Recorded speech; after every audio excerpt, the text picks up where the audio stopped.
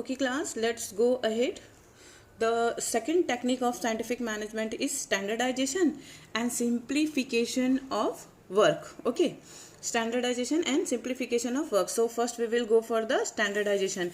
Standardization means it is a process of setting standards for every business activity, process, raw material, time, machinery and method to achieve efficiency.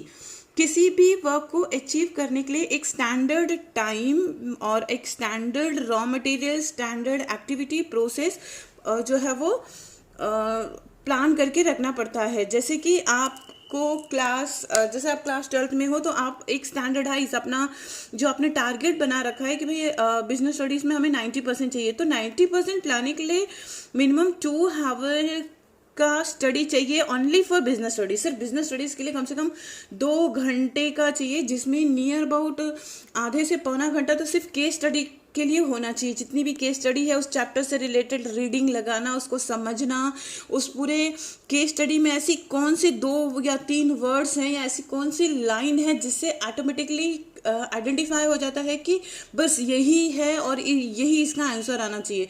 देखो, case study एक सिर्फ time loss करने के लिए exam में होता है. Actually पूरी केस स्टडी में 2-3 वर्ड ऐसे होते हैं या एक लाइन ऐसी होती है जिससे ऑटोमेटिकली पता चल जाता है कि बस यही इसका आंसर है और कुछ नहीं. ये नहीं कि एक ही केस स्टडी हम 4 बार 5 बार पढ़ रहे हैं. तो मैं आपको बता दूं कि near about 10 to 12 case studies होते हैं एग्जाम में, तो इसी वजह से टाइम लॉस होता है. तो यही चीज़ है, आप स्टैंडर्डाइज कैसे बना पाएंगे? आप उसी केस स्टडी को बार बार पढ़िए. देखिए, एक ऐसी केस स्टडी लीजिए जिसका आंसर आ रहा हो, जैसे इक्विटी. अगर उसका आंसर आ रहा है इक्विटी, तो इक्विटी से रिलेटेड जितने केस स्टडीज हैं आप उसकी रीडिंग लगाइए सर्च करके. जब आप 4-5 केस स्टडी रीड कर लेंगे जिसका आंसर इक्विटी आ रहा हो, तो ऑटोमेटिकली उस 5 केस स्टडी में ऐसे वर्ड्स आपको मिल जाएंगे या ऐसी लाइन आपको मिल जाएगी जिसको पढ़ते ही आपको तुरंत समझ में आ जाएगा कि अरे इसका आंसर तो इक्विटी ही आना है. बाकी उसमें चाहे जो लिखा हो, चाहे 10 लाइन की हो केस स्टडी, चाहे 2 लाइन की हो, चाहे, तो वो है स्टैंडर्डाइजेशन. स्टैंडर्डाइजेशन मीन्स ये नहीं कि हम पूरा 10 लाइन का केस स्टडी समझें, फिर पढ़ें, फिर उसको एकदम प्रॉपर वे से माइंड में ले आएँ, फिर हम सोचें कि आखिर इसका आंसर क्या होता है. स्टैंडर्डाइजेशन मीन्स वो 2-3 वर्ड सर्च करना, वो लाइन सर्च करना जिससे इमीडिएटली आंसर आपके हाथ में आ जाए. So that is known as the standardization. इसी प्रोसेस को कहते हैं setting standards for every business activity. एक अपना स्टैंडर्ड सेट कर लेना कि ये आया मतलब यही होना चाहिए, इसके अलावा कुछ हो ही नहीं सकता. ठीक है, for every business activity, process, raw material, time, machinery and method. अच्छा, standardization of product implies that the size, design, quality, shape, etc. of the product should meet the requirement and taste of the consumer. Take the example of the biscuit, है ना. Parle biscuit का अगर हम example ले लें तो हर biscuit के लिए स्टैंडर्डाइज्ड मटेरियल फिक्स है कि भाई ये इतना ही आटा बनना है, इतना ही शुगर पड़ना है. नहीं तो आप जितनी बिस्किट, एक पैकेट में से जितनी बिस्किट निकालते जाएंगे उसका टेस्ट अलग अलग आता जाएगा ना.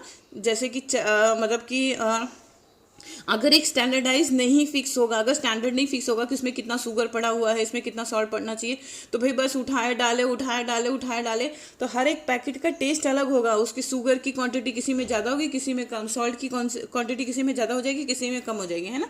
इसलिए किसी भी वर्क को करने में एक स्टैंडर्ड होना चाहिए कि भाई इतना ही रॉ मटेरियल लगेगा, यही साइज होना चाहिए, इतने ही टाइम में उसको बेक भी करना है.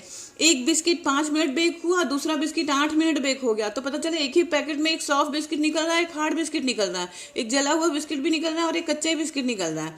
तो वो नहीं हो सकता है ना. स्टैंडर्डाइज मीन्स हर एक चीज़ का स्टैंडर्ड फिक्स कर देना. इतनी क्वांटिटी लगेगी और ये क्वालिटी होगी, ये साइज होगा, इतना बेक होगा, ये ऐसे क्लियर होगी ये. ठीक है. सिंप्लीफिकेशन मीन्स जो स्टैंडर्ड हमने फिक्स किया है कि भाई ये ऐसे ही होना चाहिए, उसको सिंपल भी बनाना. ठीक है, जैसे हमने कहा कि अगर बिजनेस स्टडीज़ में 90% का प्लान किए हो तो 2 घंटा, लेकिन अगर हम 2 घंटे अकाउंट, 2 घंटे BST, 2 घंटे इकोनॉमिक्स, 1 घंटा इंग्लिश और 1 घंटा ऑप्शनल ले लें तो नियर अबाउट 8 आवर्स की तो आपकी अपनी रेगुलर स्टडी होनी चाहिए, है ना. क्लासेस को और होमवर्क को छोड़ के तो ये कैसे पॉसिबल है? अब आपको लग रहा है कि ये तो बहुत ज़्यादा ओवरबर्डन हो जाएगा, हालांकि करोगे कुछ नहीं लेकिन सोचते तो बहुत हो। तो इसको सिंप्लीफाई करना मतलब कि जैसे प्लान कर लो, बीएसटी पढ़ रहे, 2 घंटा बीएसटी नहीं पढ़ सकते, आधा घंटा पढ़ सकते हैं, फिर 1 घंटे में जो है वो अकाउंट करो, तो फिर माइंड डाइवर्ट हो जाएगा, फिर आधा घंटा इकोनॉमिक्स करो। तो वो माइंड डाइवर्सन कर करके आपको प्लान करना पड़ेगा कि हमें कैसे वो टारगेट कंप्लीट करना है। तो अपने वर्क को सिंप्लीफिकेशन करना, ठीक है। जैसे बाय हार्ट करना, याद करने के बजाय अब आपने जैसे ये वीडियो सुन लिया, आपको पता चल गया स्टैंडर्डाइजेशन क्या होता है, सिंप्लीफिकेशन क्या होता है। चले जाओ मम्मी को सुनाओ, अपने ब्रदर को सुनाओ, सिस्टर को सुनाओ, फादर को सुनाओ, जो भी आसपास में हो, अरे कोई नहीं दादा दादी होगा उन्हीं को सुनाओ, कुछ नहीं बोलेंगे, ठीक है। उनको सुनाओ कि एक स्टैंडर्डाइजेशन होता है, सिंप्लीफिकेशन होता है, वो स्टैंडर्डाइजेशन मतलब ऐसा, सिंप्लीफिकेशन मतलब ये आपके रिवीजन का पार्ट है। रिवीजन का ये मतलब नहीं गिल्ले के बस रट्टा मारोगे सिंप्लीफिकेशन मीन्स नहीं उसको। तो ये आपको, अगर आप किसी को और बता रहे हैं या उसी को रिपीट करने की कोशिश करें तो ये सिंप्लीफिकेशन है, वो उस 2 घंटे में ही आएगा, वो अलग से नहीं होगा। तो अपने वर्क को सिंप्लीफाई कर लो, ठीक है। Simplification means eliminate unnecessary diversity of product and thereby reduce cost. Simplification means, अब देखो, हाँ समझ लेना, eliminate unnecessary diversity of product and thereby reduce the cost. Simplification मतलब होता है आपने ये तो ठान लिया कि 2 घंटे बीएसटी मतलब बीएसटी, अब बीएसटी पढ़ना है, आज 2 घंटे पढ़ना ही पढ़ना है, मैम ने बोला है तो पढ़ना है, लेके बैठ गए। 10 मिनट बाद आपका मोबाइल कह रहा है कि मैं तुम्हारे बगैर नहीं रह सकता, है ना। आप तुरंत उठाएंगे, व्हाट्सअप चलाएंगे, थोड़ा सा फेसबुक चलाएंगे, पढ़े 5 मिनट, 20 मिनट चला गया व्हाट्सअप और फेसबुक में, फिर 5 मिनट पढ़े, फिर 20 मिनट चला गया। तो अगर इस तरह से आप करिए तो हाफ एन आवर ही पढ़े, चलो ठीक, हाफ एन आवर ही पढ़ो, लेकिन हाफ एन आवर एग्जैक्ट सिर्फ और सिर्फ बीएसटी के लिए, फिर बीच में कोई और डिस्टर्बेंस नहीं होना चाहिए, क्योंकि फिर माइंड डाइवर्ट हो